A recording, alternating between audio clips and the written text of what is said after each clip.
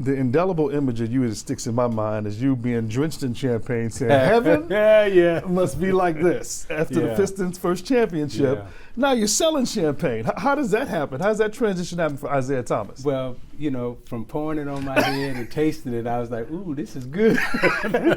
And but no, just from a business aspect, met the Sherlon family. They got 200 acres over in the Aube region of Champaign. And we got a unique partnership now with the players, with the Retired Players Association and the current players. So it really is the Players Champagne. And what we have here is the two black labels are sugar-free. There's no sugar added. And this rosé that you see here, this is a Dissagny. And the Dissagny, I call it the Dissagny. It's really Dissagny. But I had to put that West Side slang on it. so the Dissagny. Is that sort of like Richard's Wild Irish? Not quite. Well, actually, and this is the unique thing about this rosé, right? There's no red wine added, and in most rosés they add red wine for the color. At the end for the color. So Thomas Sherlon, my namesake.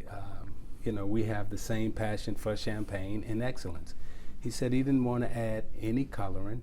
He wanted everything to be natural. Wow. So this is the natural color, and this is how a rosé should look, instead of being added, the red wine is added at the end. So you could sip your bubbly and be health conscious at the same time. Very much so. Again, no sugar added. In these two, sugar-free, very low dosage, very little dosage or sugar added here. So and they say the American palate, it craves sugar. I like to say that just like we learned how to eat and what was good for us and what was bad for us, I think that's the same thing that's going to happen in the spirits business. The calories that you drink in some alcohols or some liquors, it's like the equivalent of drinking a can of Coca-Cola. And we didn't know that. So right now, we're coming in as one of the exclusive importers of this product, of champagne, and we're just trying to educate everybody on what's real and what's not. Now, there's a benefit to the Retired Players Association. Tell me a little bit more about that. How does, the sale of Sherlon, I want to make sure I'm saying that correctly. Yeah. Sherlon, I think I had a cousin named Sherlon. Anyway, no, but Sherlon, how does that benefit the Retired NBA Players Association? Well, a portion of every product that's sold, every bottle that's sold, go back to the pioneers of the business. And you've been around long enough to know that salaries were here at one time, and then all of a sudden they just jumped.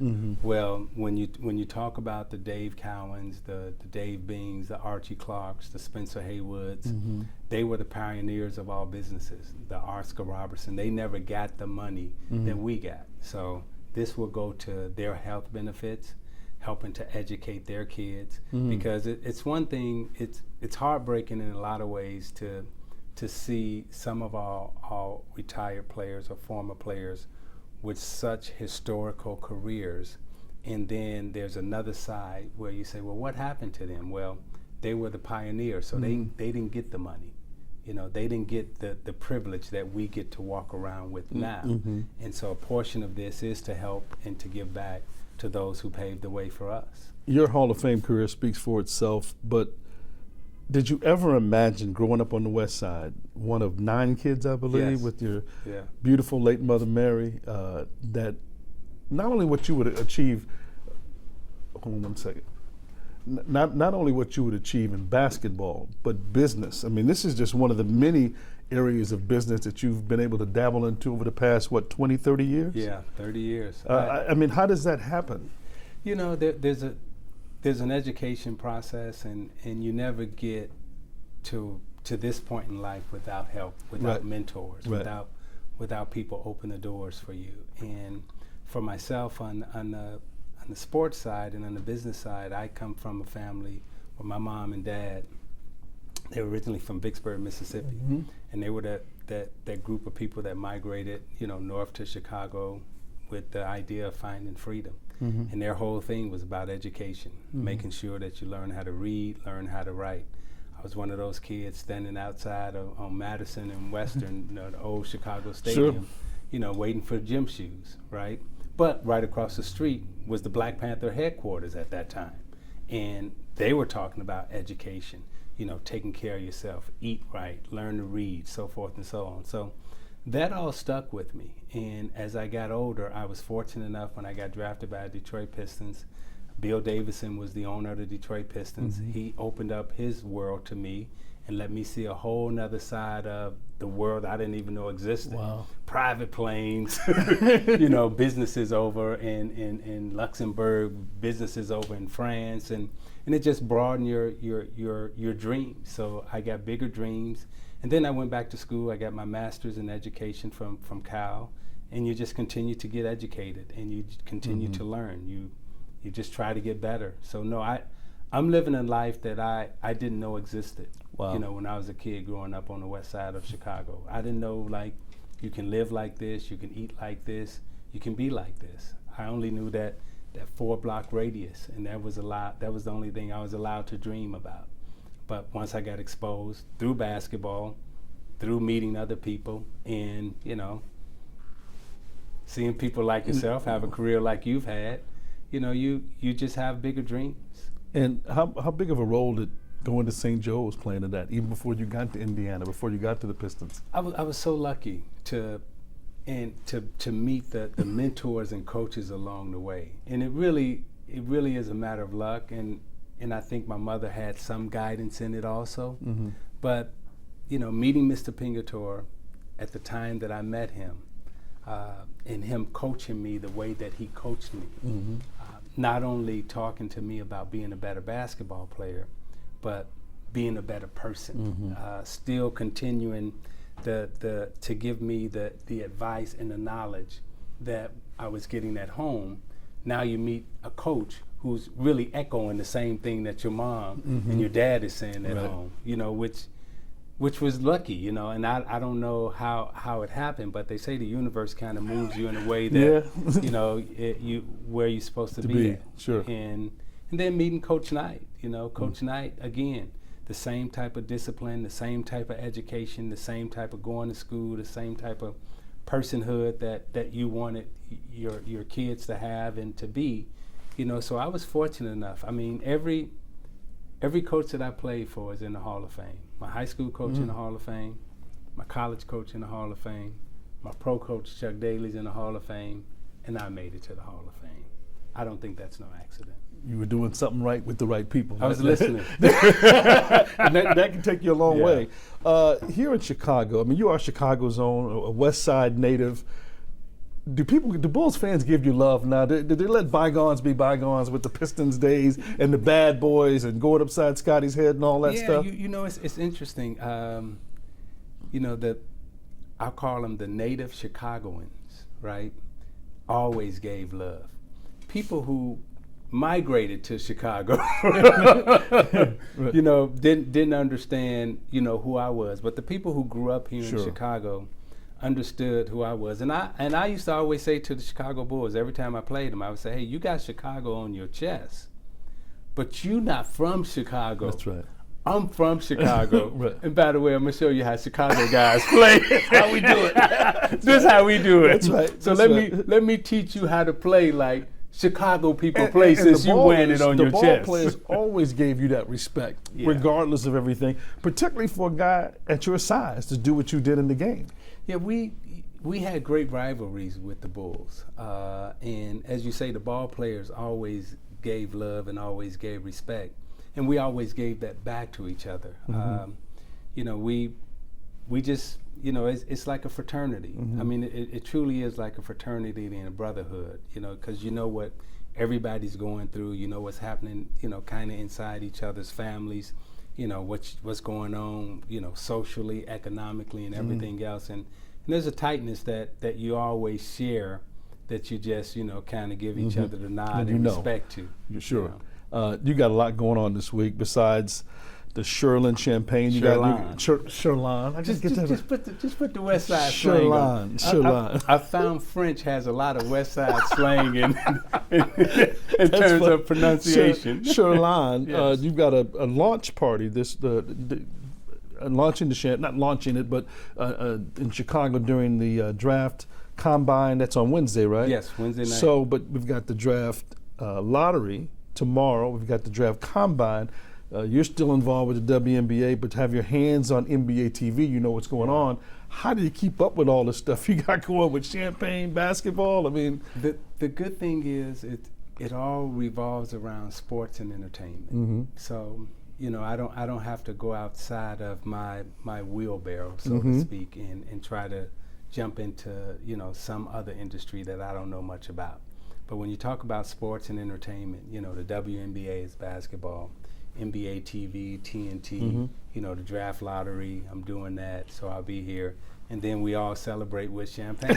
And That's right. we go to Del Frisco's, and what we eat, we get a steak. So and have steak, the champagne. I mean, it all comes together. Yeah, it all works. It all works. It's like a fast break, huh? Like a 3-on-1, huh? Yeah, and it's perfect. Yeah, and you got Dumars on one side, okay? You got Lambie on the other, and you going, Right. who should I throw it to? And you running the point, so it's just like, who are you going to dish it to? Or you take it yourself. Yes, can't make a wrong choice.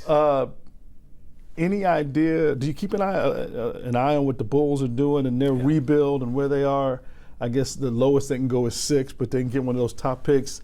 How close do you think the Bulls are to being competitive again, being back in that playoff conversation with the nucleus of young talent they have? I think the Bulls are closer than people realize, and they are one good pick or one good draft choice away from jumping back up into the playoffs, because I look at Levine as a super athlete, Mm-hmm. and not only is he a super athlete, but he also has that I want to be the best mentality. He wants to be the man. Yeah. You can see it, yeah. And there's nothing wrong with that. And in Chicago, I think once people really get a chance to see him play a lot. When he's healthy. Because he's coming off the knee. I mean, he's something spectacular. Mm. And forgive me if I pronounce his name wrong. Is it Markkanen? Laurie Markkanen. Markkanen. I think you can put the French on it a little bit. Yeah, Markkanen. Yeah. Come on, get some of this Sherlon. He's a ball player. No, he's the real deal. So I think you got two superb athletes and two really good ball players that are highly competitive. And when you put the third piece with that, if they find a guard or another big or something that can be at those two level in terms of stature, Mm-hmm. I think they're right there again. There's a coaching vacancy in Detroit and Toronto. Yeah. And, you got some history at both of those places. Any little inkling or itch to get back on the sideline? There's always an itch, and then there's reality.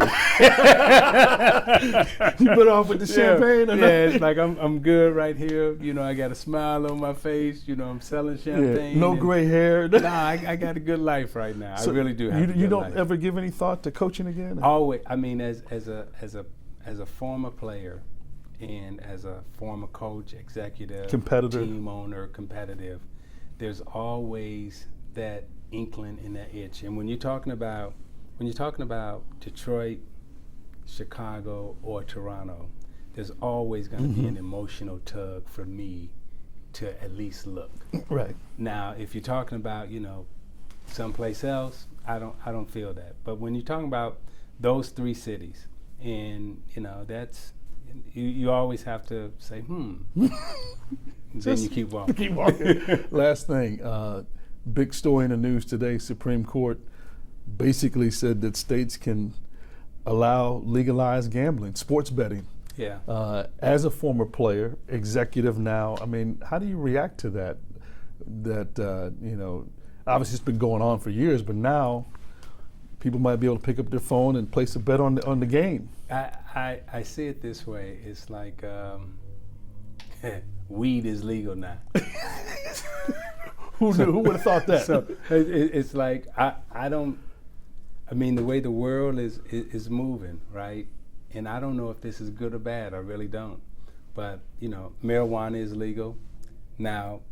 Gambling is legal, and I don't know where all this is going. But I guess when the regulators, what do we call it? When there's regulation around it, then it's you can control it more. You can weed out some of the the bad people.